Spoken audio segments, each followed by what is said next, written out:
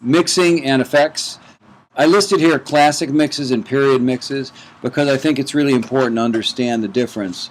Classic mixes stand the test of time, where period mixes are new and modern and cool. You get the cool new effects and you get the wow factor. 5 years from now, you're going to go, oh yeah, that was 2015, 2016. Because effects and technology continues to change and will continue to change. Just like when I mixed in the 80s, we used to have these ultra harmonizer effects that we thought were the coolest things. We threw them all over guitar, all over vocals, and now I listen to it and I go, wow, that was really 80s sounding, because that effect just typifies the 80s. Kind of decide as you're going along what the music really requires, but you listen to things that were from, say, the Motown era or the Beatles, and you go, wow, those things kind of still hold up quite a bit because they didn't use any tricks. They just used regular reverb, regular stuff that was everyday garden variety kinds of effects that you'd hear today. In the effects world, steps out of the way so that you can actually appreciate the music a little more, rather than making the whole record about effects. That said, if your record really is all about effects, then go to town. Understanding that, I think, is important. Effects and mixing. Remember, nothing makes up for a bad performance. You can't put reverb on a vocal or a harmonizer to make it sound better. You can make it sound better, but you can't fix it. You can auto-tune vocals, so it's a corrective measure if somebody didn't sing great. But a great singer is still a great singer. Whether they're in pitch or not is a lot less important than if it's a great performance. Don't settle for bad performances. You can try to hide them with effects, but in my opinion, it makes your mix sound a little less secure in itself. Sometimes it's okay to say, not the greatest singer, but a really great song, so we're not going to try to cover that up. We're going to make this be exactly what it is. Because when you try to hide these little things, sometimes it makes the listener feel like something's wrong that you're really trying to hide and pull the wool over their eyes. So, you know, the old saying, oh, we'll fix it in the mix. That was the typical joke that we had in the studio for years. Oh, just leave it. We'll fix it later. We'll fix it later. We'll fix it in the mix. The fact is that the best time to fix things is when you're recording them and make it be what you want it to be. And if it's not what you want it to be, erase it. Start over. It's not a big deal. Nothing is so precious that you can't do it again. When to start mixing is really important. As I said last time, I like to start mixing the first time I record something. So I try to make it sound more like a record at every stage. I always start with gain structure. Getting the gain structure correct is very important to not having any distortion in your recordings. A lot of people overlook this.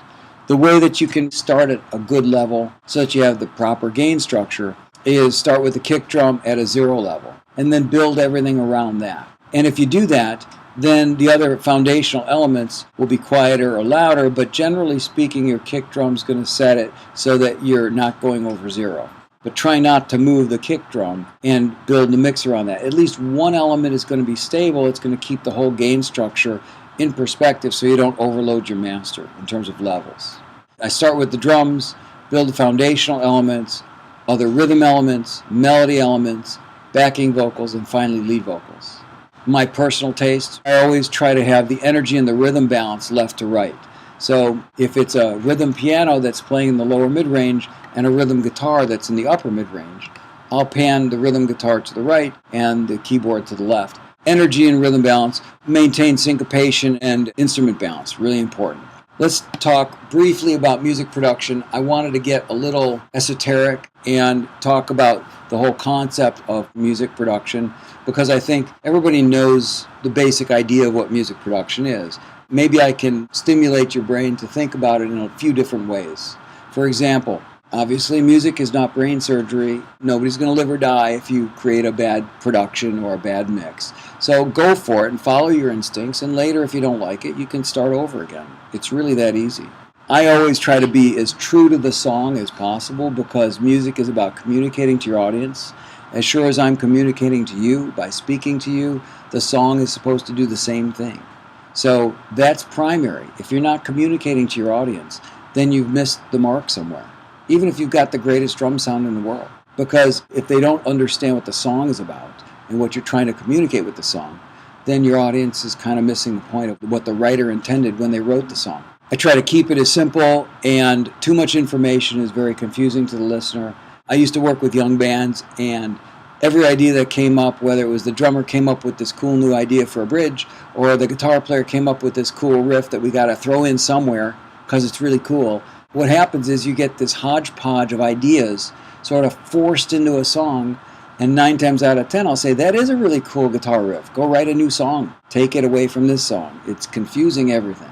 Generally speaking, you don't need tons of ideas in songs. It took me a long time to come to that conclusion, until I realized the more musical elements I added, what it was doing that made me feel good was it was filling up the sonic spectrum, but it wasn't really adding to the song. So the right arrangement is super important in terms of the production, but you don't need a ton of elements if they're all doing the right stuff. Consistent messages to connect to the listener, I think, is super important. The melody, the rhythm, the lyric, if consistent, can give a much more powerful message to the listener.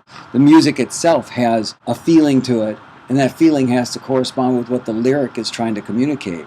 Production techniques, obviously song arrangement's important, pre-production's really important.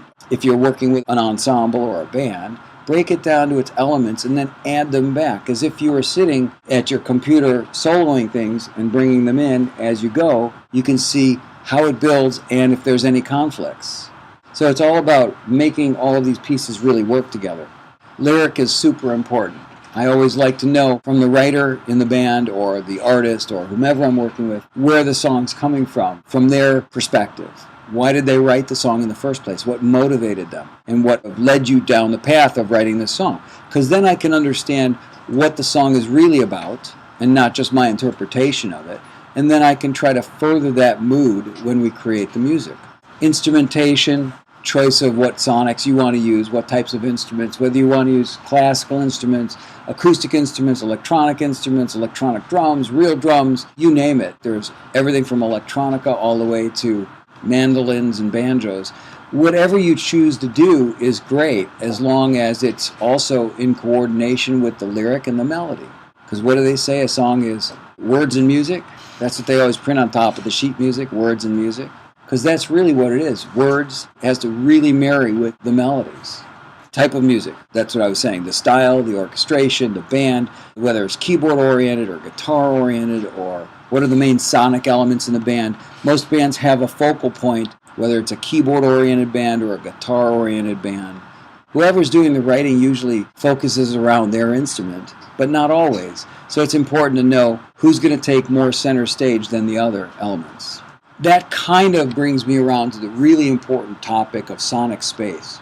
Every song has so much sonic space, and how you utilize it is up to you. Just like this room can only fit so many people, or like a canvas only has so much space, and how you paint it is up to you as the producer or producer engineer or both. So the first sound element that's recorded usually takes up a lot of the space because it's a blank canvas.